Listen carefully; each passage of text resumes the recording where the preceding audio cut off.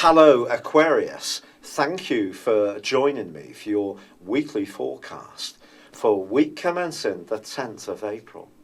Mercury continues to retrace his steps in a tender area, one of emotions, and it's going to be important not to bottle one's feelings up this week.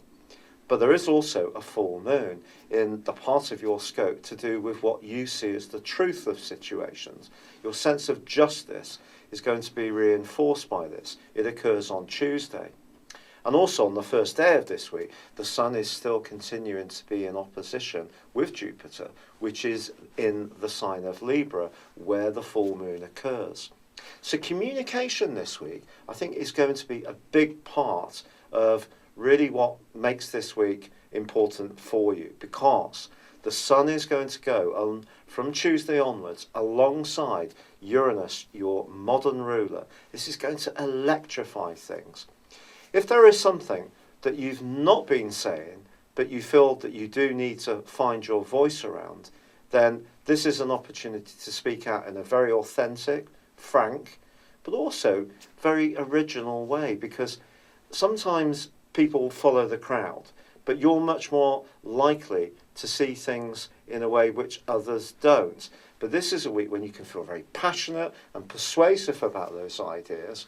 But it's going to be important because of Mercury's retrograde and the potential for Mars in the fourth house too, to make you a little more sensitive from an emotional viewpoint, that you're not speaking out in some kind of wounded way. So if you're having something to say or you want to express ideas, especially if they're to do with technology or your belief systems, and you can do it in a good place so you feel good about yourself and enthusiastic about what you want to tell other people, there's much greater chance that they can be receptive to this.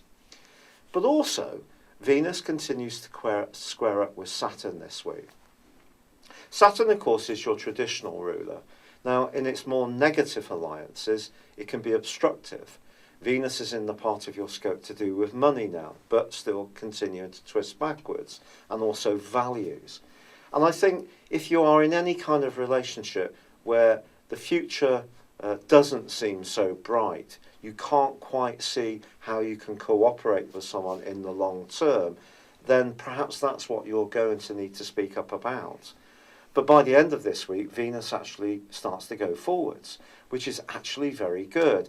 It is going to be in your second solar house through to the 28th of April, and that gives you an opportunity to work on any financial issue or anything to do with your value, your perceived value of yourself as a human being, perhaps in a relationship context, but Saturn is still going to be there.